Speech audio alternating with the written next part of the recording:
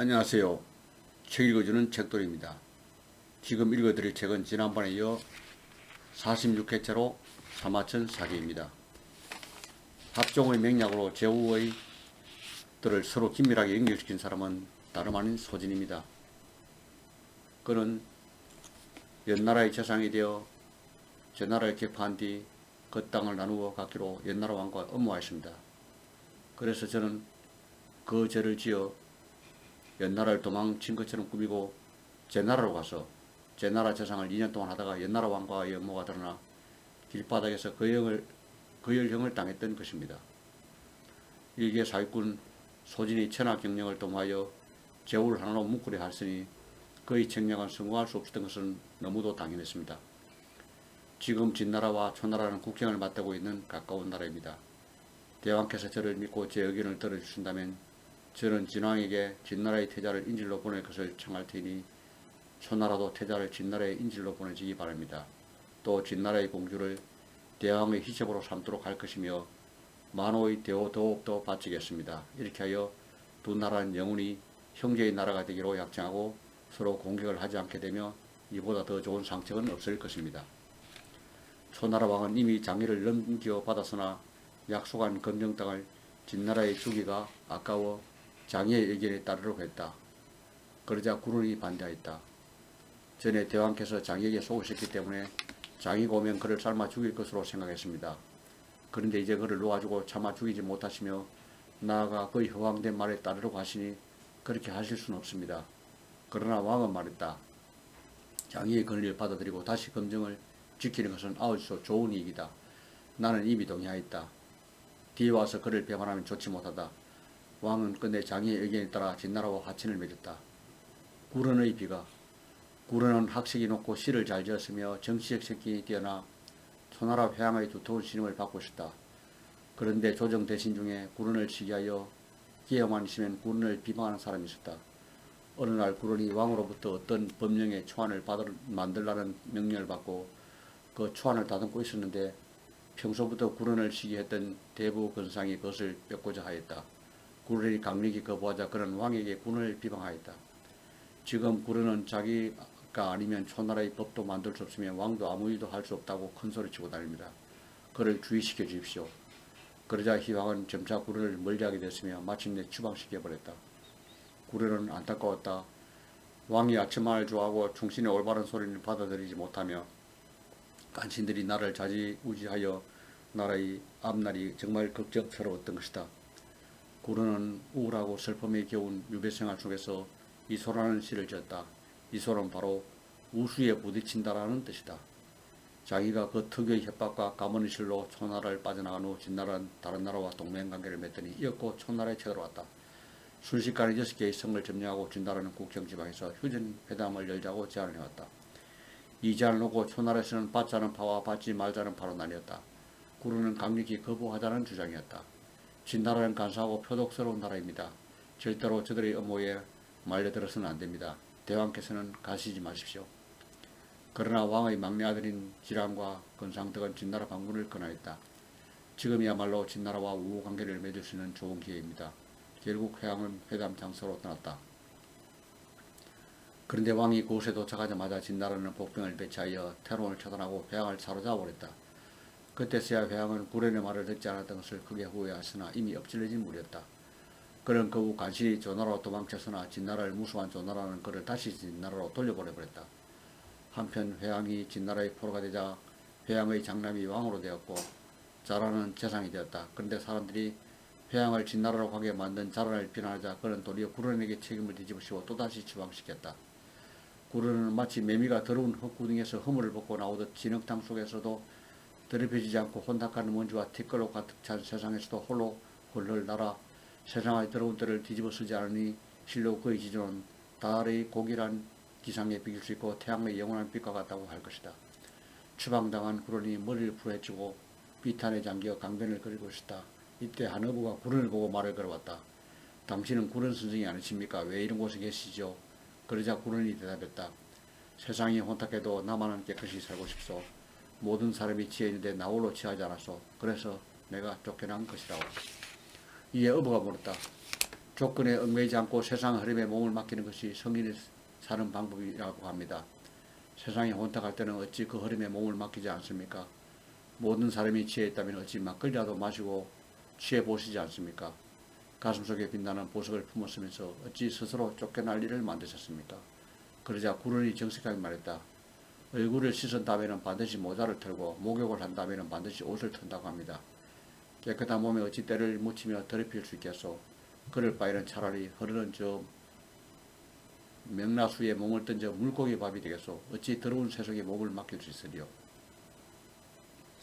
며칠 후 구른은 돌멩이를 품에 안고서 명나수에 몸을 던져 목숨을 끊었다. 구른이 비분에 잠겨 스스로 목숨을 끊은 바로 그 해에 구른의 말을 듣지 않고 진나라 포로가 대한 회항도 격사했다. 이후 초나라는 계속 진나라에게 시달리다가 결국 멸망당하고 말았다. 연행책의 완성. 한편 장인은 초나라를 떠나 한나라 왕을 노골적으로 협박하였다.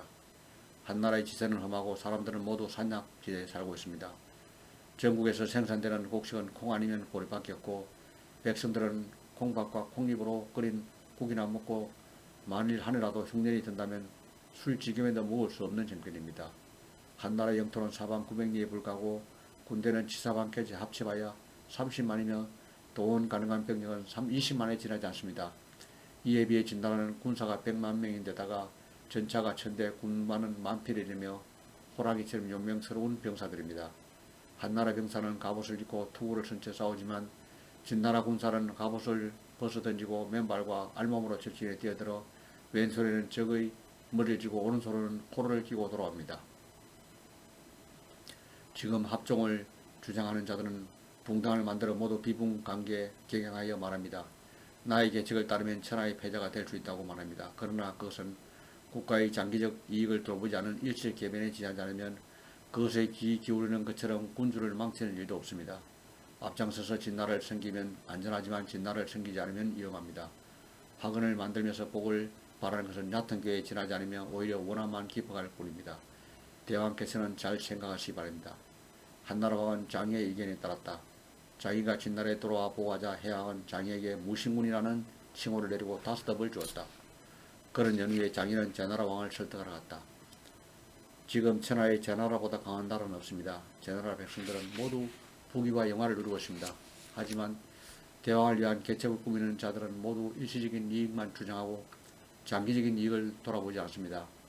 합동론자들은 봉당을 만들고 한결같이 합종이 좋다고 떠듭니다. 그러나 예전에 제나라와 노나라가 3번 싸워 노나라가 모두 이겼지만 노나라는 위기에 빠지고 드디어 망했습니다. 전쟁에 이긴 것은 말뿐이었고 실제로는 나라가 망했습니다. 왜 그렇게 되었겠습니까? 바로 제나라는 강했지만 노나라는 약했기 때문입니다. 장의의 말을 들은 제나라 왕은 제나라는 벽지에 있는 누추한 나라이며 과인은 동해 바닷가에 숨어 살아 천하의 실정을 살피지 못해서 라고 말하고는 장의의 의견에 따르겠다고 약속했다. 장의는 다시 제나라를 떠나 조나라 왕을 만났다. 우리 진나라 왕께서 저를 보내 대왕께 책략을 바치도록 하셨습니다.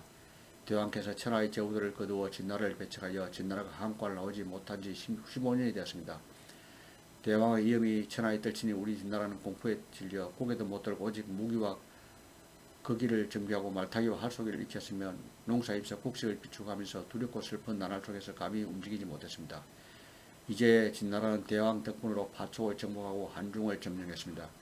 진나라는 비록 벽지에 멀리 떨어져 있으나 분한 마음을 품은 지 오래입니다. 대왕께서 합종이 유리하다고 믿은 것은 조신의 말을 신용하시기 때문입니다. 소진은 제후를 미혹시켜 옳은 것을 그러다 하고 그런 것을 옳다고 주장하였습니다. 그래야 결국 제나라를 배반하려다 스스로 길바닥에 거열령을 당하는 화를 자초했습니다. 이에 천하 제후 각 제후는 하나로 될 수 없습니다. 지금 초나라와 진나라는 형제국이 되었으며 위나라와 한나라는 진나라의 동쪽을 지키는 신하와 다름없고 제나라 땅을 바쳐 화친을 칭했습니다. 그리하여 조나라는 오른팔이 잘려서 상태입니다. 오른팔이 잘리고도 남과 싸울 수 있으며 친구를 잃고 골 빼지 않으면서 안전하기를 바라주겠습니까? 말을 듣고 난 조나라 왕이 탄식하며 말했다. 과인이 나이 돌이고 대를 이은 지 얼마 되지 않아 늘 걱정했었소. 그런데 천하와 합종하여 진나라를 섬기지 않은 것이 나라의 이익과 맞지 않는 듯하여 요즘 생각을 고쳐 땅을 바치고 과거의 잘못을 사과하여 진나라를 섬기려고 막 수레를 준비하여 떠나려던 삶이었소. 때맞추어 그대의 영명한 지시를 듣게 되었소. 장인은 다시 조난을 떠나 북쪽 연나라 가서 연나라 소왕을 만났다. 대왕께서는 조나라와 가장 가깝게 지내십니다. 그러나 지난날 주양자라는 자신의 손이 누이를 대나라 군주의 아내로 삼게 하고 대를 병탄할 뜻을 품고 대나라의 군주와 구제 요새지에서 만나기로 약속하였습니다. 그는 대장장이에게 금두를 만들게 하였으며 사람을 칠 수 있도록 자루를 길게 만들도록 하였습니다. 그리고는 대나라 군주와 술을 마시면서 몰래 요리사에게 술자리에 흥이 오르거든 뜨거운 국을 올리도록 금두를 돌려잡고 그를 쳐라고 하였다. 술자리가 한참 흥겨운 물에 요리사는 뜨거운 국을 올리고 술을 따르다가 그 물을 돌려잡고 대나라 군주를 쳤습니다. 결국 대나라 군주는 내장이 땅바닥에 터진 채 죽고 말았습니다. 그의 누이는 이 소식을 듣고 비녀를 갈아서 자결하였습니다. 이 때문에 지금까지 마게시안이라는 이름이 전해지고 있습니다. 대나라 군주가 죽은 이야기는 세상 사람들이 못 알고 있습니다. 조나라 왕이 이처럼 포악하고 친척조차도 관여하지 않는다는 것은 대왕께서도 분명하게 보셨습니다. 그런데도 조나라 왕을 가까이 할 수 있겠습니까? 조나라는 군사를 일으켜 연나라를 쳐서 두 차례나 연나라의 도읍을 포위하고 대왕을 예하여 대왕께서는 10여 개의 성을 떼어주고 사과하셨습니다. 그러자 연나라 왕은 과인은 만이와 같이 편벽된 곳에 처해 있어서 비록 어른이지만 어떤 일을 판단하는 것은 실제 어린아이와도 같아서 당신과 같은 기객의 가르침에 감사하고 나는 신하국으로서 서쪽으로 진나라를 섬길 것이고 항상 그때는 5개성을 바치겠다라고 하였다.